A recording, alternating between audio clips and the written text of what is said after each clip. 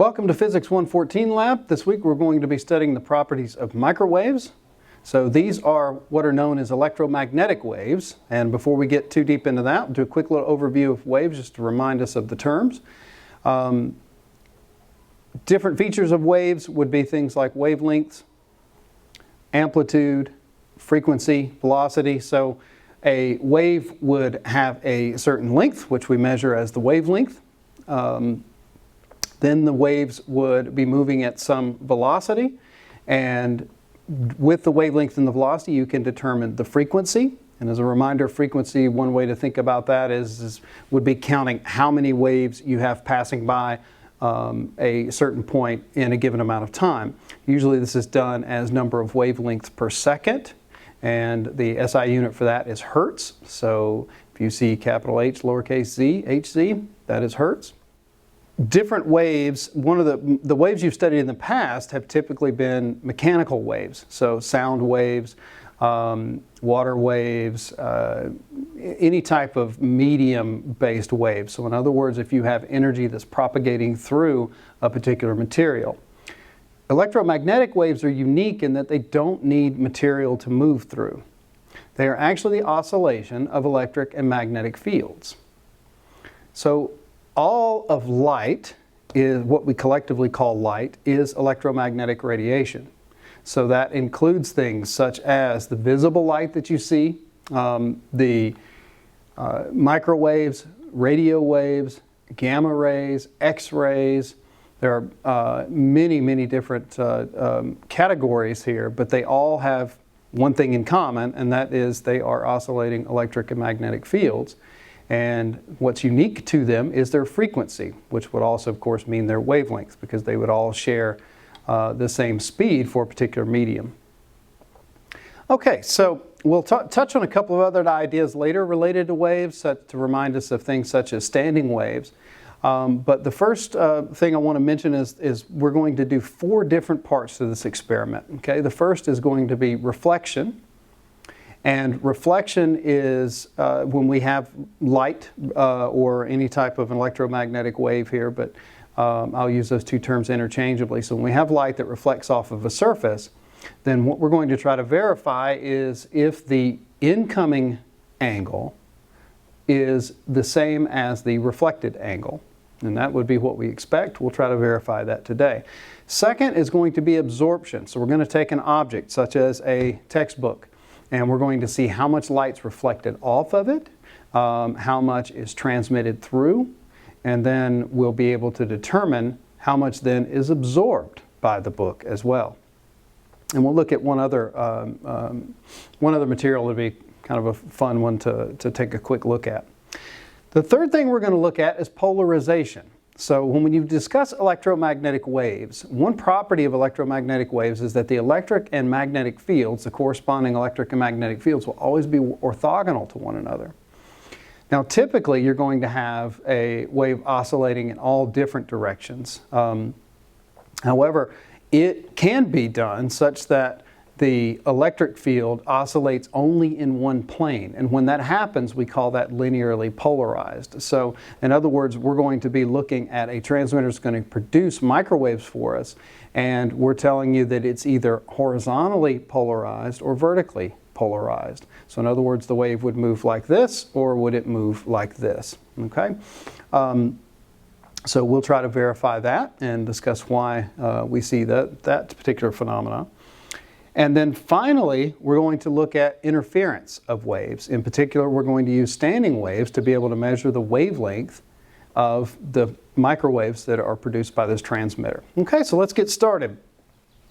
Okay, the first exercise is going to be reflection, as we mentioned before. So they have the diagram here in the text that they ask you to set this up. So this is going to be our transmitter, and this is going to be a receiver. So it's going to give us the amount that we see, relative amount. So I can adjust the gain here. So the values that are on this meter do not have units, okay? This is going to be something we can think of in terms of just a generic unit or in terms of a percentage.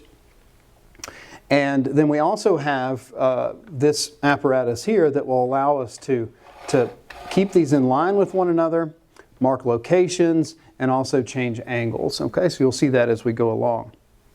So the first thing they would like us to do is to set this up at 90 degrees. And what I'm going to do is just pick a location here. Okay, I'm going to actually do something a little different. I'm going to line these up directly across from one another. And now I'm going to take a look at the scale.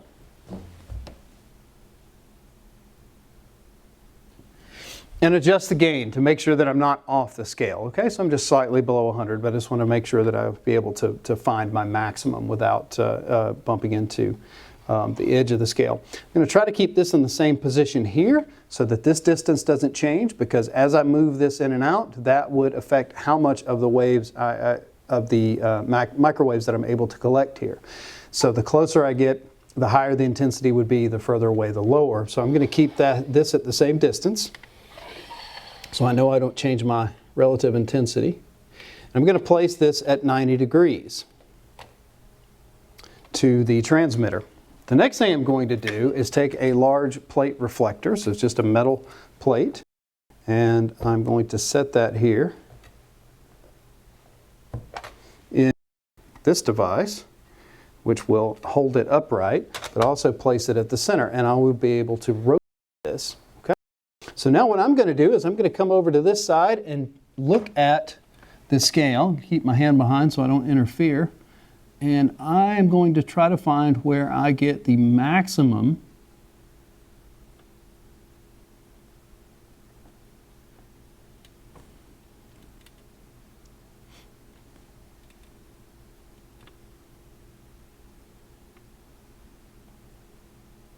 Okay, it looks like I'm moving this around a little bit, changes it somewhat, but I think my maximum is somewhere about right there. And now I'm going to look at the angles that are produced. Now, one thing about incoming and reflected angles for an incident wave is you're going to measure the wave from the perpendicular, okay? In other words, orthogonal to the surface. So if this is my surface, orthogonal would be like so. So I'm going to look at the angle as it measures not from here, from here to here, but from here to 90 degrees from here, okay? So as I'm looking, it's a little bit difficult to be able to see this, but I've got, you probably won't be able to see this on the cameras, but there is a scale over on the left-hand side that I can use to see how far along I am. And so I see that I'm on one of the 5s here, and I'm actually at 45 degrees. For this first setup here, my incoming angle is 45 degrees, and my reflected angle is 45 degrees. All right, they ask us to do it for other angles, so I'm just going to choose one more angle. I'm going to actually turn this here, and we'll go down, that would be 80. I'm just going to pick 70 as an angle here, so still be able to see everything on the camera okay. Okay, so that's exactly 70 degrees. Now I'm going to adjust this until I find my maximum value.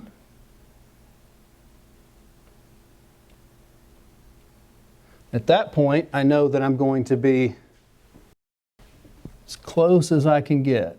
Okay, so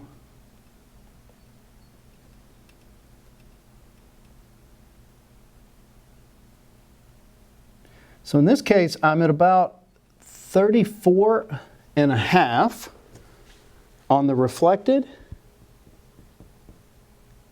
34.5 degrees, which would make me at 35.5 degrees for the incoming. So still very, very close. All right, so that's the data for that section. So we've seen reflection here. And now we'll move to the next setup, which is going to be absorption. And in this case, I'm going to remove this out of the way. Make sure that these are 180 degrees apart.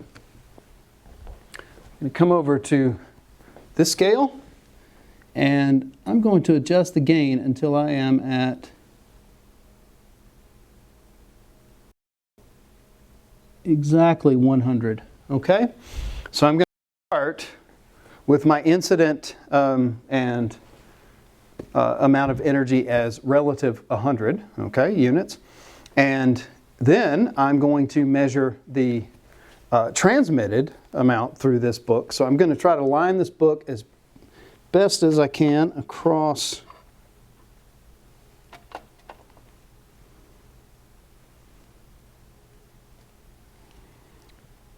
the center here.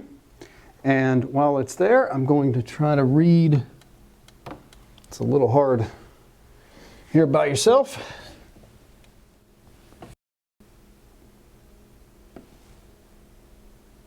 So I'm going to say 11.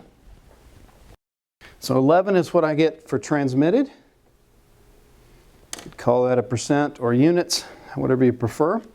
Next, I want to measure the reflected. So I'm going to move this over without changing the distance, because I don't want my relative values to change. And next,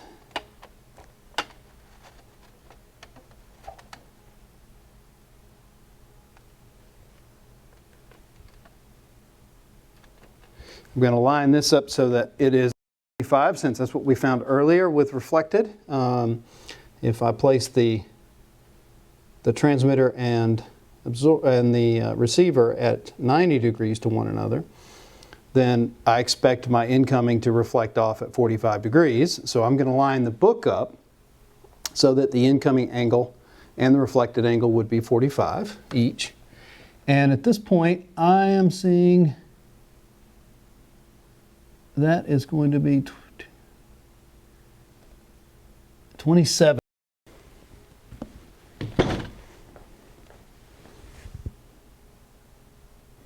Okay, so now I know that I had 100 to start with.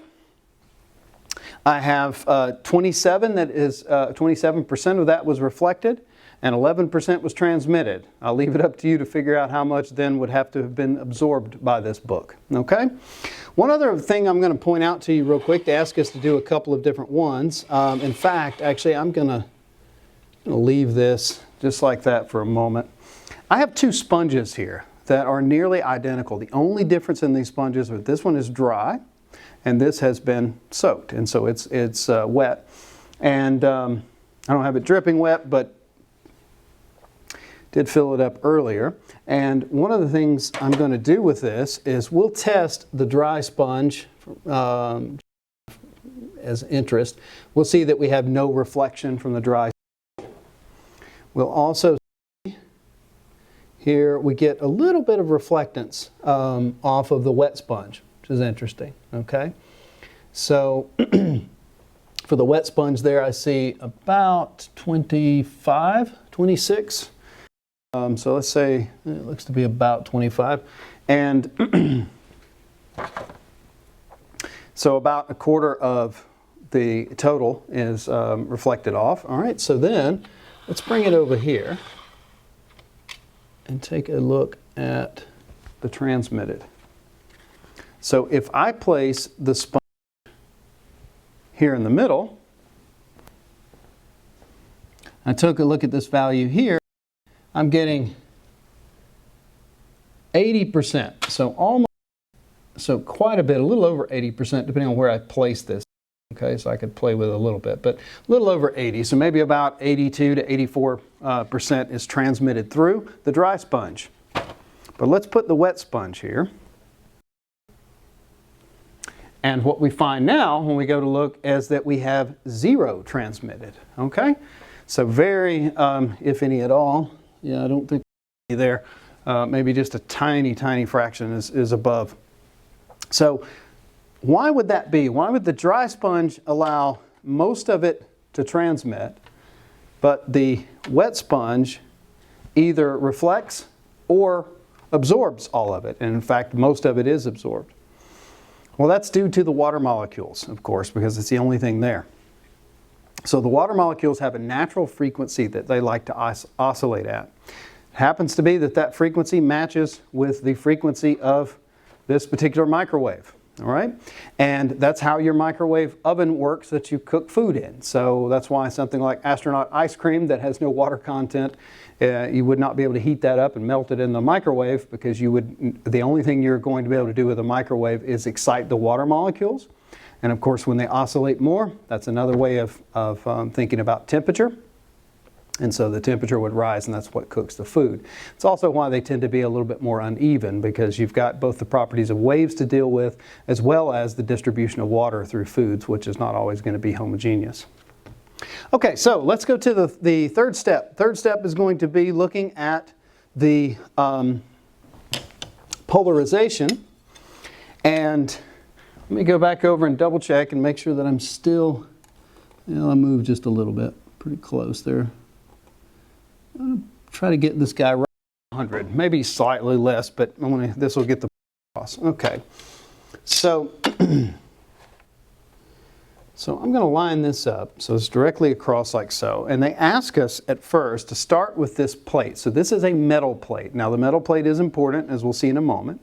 And they ask us to place it in here horizontally. Okay, so I'm going to take this holder for the plate.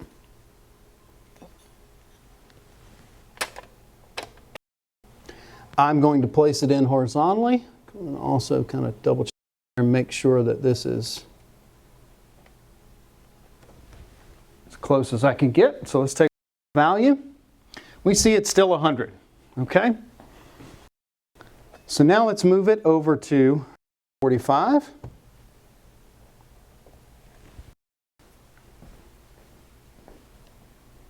And we see some there, so we're seeing probably about 12. All right, now let's take this to vertical.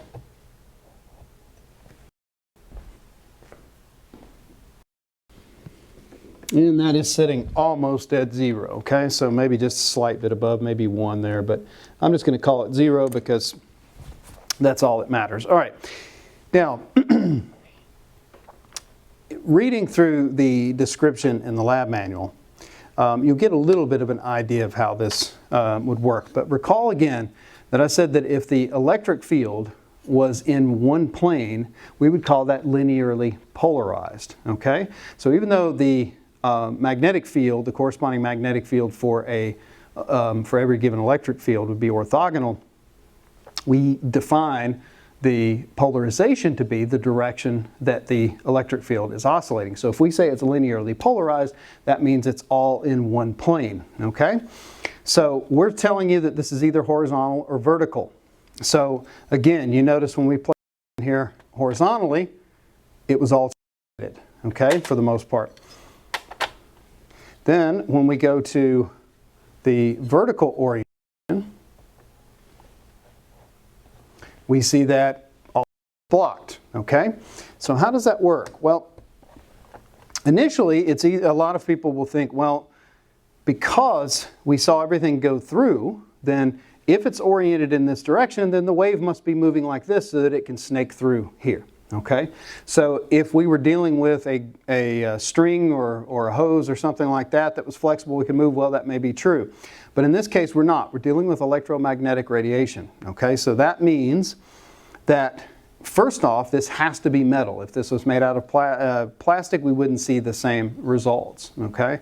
Or if it was made out of wood or something like that, depending on water content, we would not see the same results for something. It has to be something that conducts electricity. So because this is a conductor, then if the waves are oscillated, let's say if we turn this vertical because we saw it was all blocked. Let's think for a moment what that means if we have an electric field. If the electric field is oscillating like this, okay, that means that the electric field is pointing up and then pointing down and pointing up and pointing down. So the direction of the electric field, as a reminder, is telling us the direction that a positive charge would move. So that means that the electron then would always be flowing opposite direction of that vector. So as it oscillates back and forth, that makes the electron oscillate back and forth, okay? Anytime you have a moving electron, which I guess I should say this first, oscillating electrons back and forth means you've got a current, because anytime you have moving charges, you have a current. In this case, that would be an alternating current, an AC current. But keep in mind, remember that if you had a current going through a wire, so let's say if my thumb was the direction of that current, then your finger would wrap around and create a magnetic field. Also, recently we talked about Lenz's law, which told us that the direction of that magnetic field would always be trying to oppose the change in the field. So if the electric field is oscillating vertically in the vertical plane, then I would be able to set up a current in each of these little bars. They are attached, of course, all the way around the outside as well. But just focus on these bars for a moment. If they oscillate up and down like this, then they're going to create their own magnetic field, okay? And that's going to try to oppose the change of what's coming in. So effectively, it's canceling out that part of the wave of the magnetic field coming in, and it's also absorbing the energy of the electric field.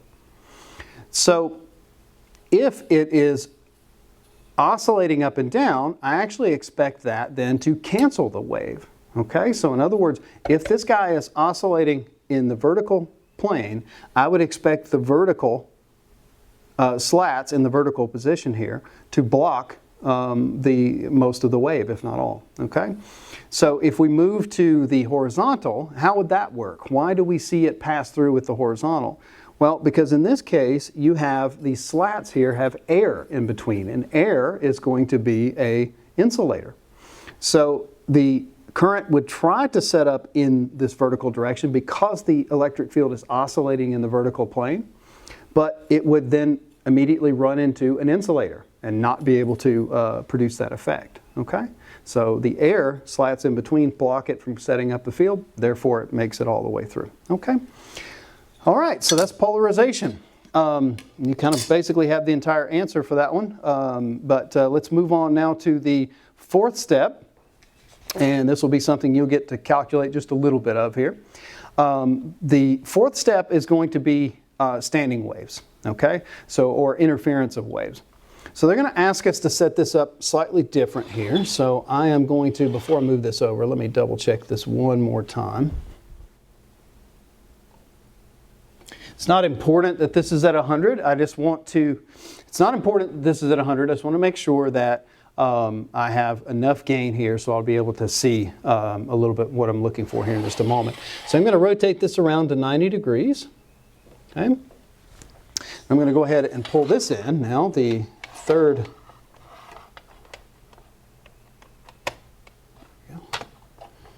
And I'm going to line this up so that they are all orthogonal to one another. And now I'm going to take this device here and the round plate, and I'm going to this reflector, and I'm going to place it here. Okay. So what's going to happen now is that because these are in line with one another, then or along the same axis, then I expect the wave to reflect off of this and come back to this point, directly back to where it started from. Well, this will also, this horn here will interact with the wave and it will reflect off this as well. So basically we're just having the wave bounce back and forth at this point, okay?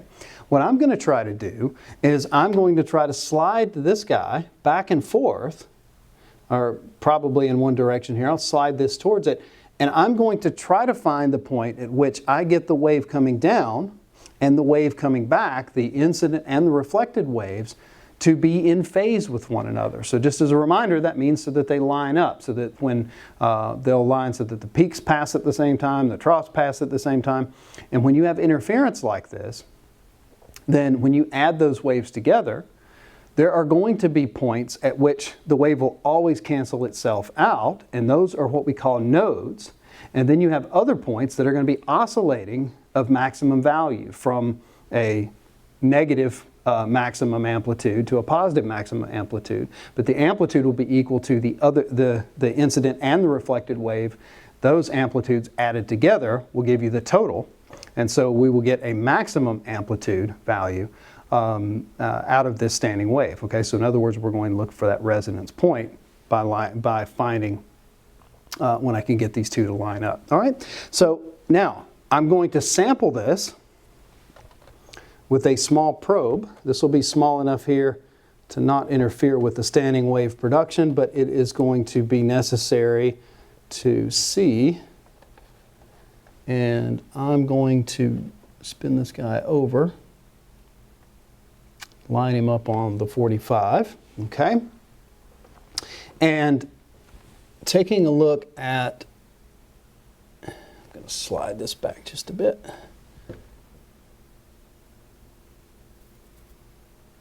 Okay, I'm going to increase the gain as much as I can.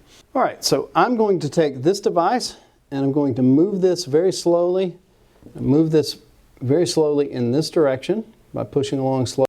Then we're going to take a look at the scale on the receiver, and we'll watch it go up and then come back down. And I'm going to keep pushing in that same direction. We're going to see it go back up. I went a little too fast there. Go a little. And then come back down. Okay, so I'm going to move this very, very, very slowly and try to find a maximum value.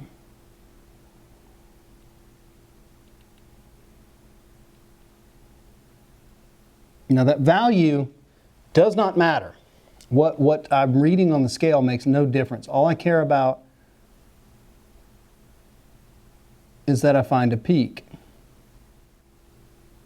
Okay, once I've found that peak value, next I'm going to come over and read off of this scale. Okay, so I think what I'm going to do is, this will be slightly forward, because I am setting almost exactly on 30 on the scale that's facing me. Okay, so I see 30 centimeters. Now the book suggests going to a minimum value, a node, and then measuring that. So keep in mind though that we're talking about a node to an as the minimum here, an antinode is the maximum. So if I go from antinode to the very next, which was a maximum, to the very next node, which is a minimum, that's only going to be 1/4 of the entire wavelength. Okay? So one of the things I'm going to do here is I'm actually going to go a little bit further distance. Okay? I'm going to go to the next maximum value, which means I'm going from antinode to antinode. But remember, as the antinodes, they oscillate back and forth, you're going to find one side would be a peak, one would be a trough. In other words, we're going to have half a wavelength if I do that. So the value that I measure here for this distance, we just simply double it, and that'll tell us what our wavelength is. All right, so I'm going to pull this away a little bit.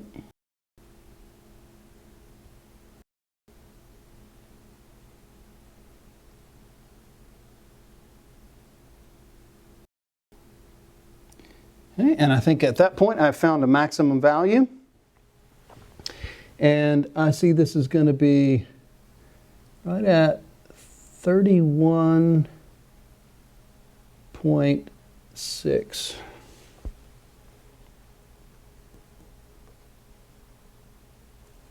Okay? Okay, so I'll leave it up to you to go in and take those two values, subtract them, and then of course, like I said, that's only antinode to antinode, so you would have to double. And at that point, they may ask you to calculate the frequency for that, but you would be able to calculate the frequency. You could also calculate the energies.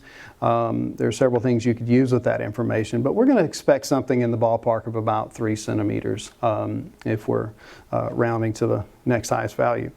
Okay, so ask your TAs if you've got any specific questions about things to help you out, but I hope you have learned something today about waves and electromagnetic waves in particular. And so best of luck, and we'll see you next time.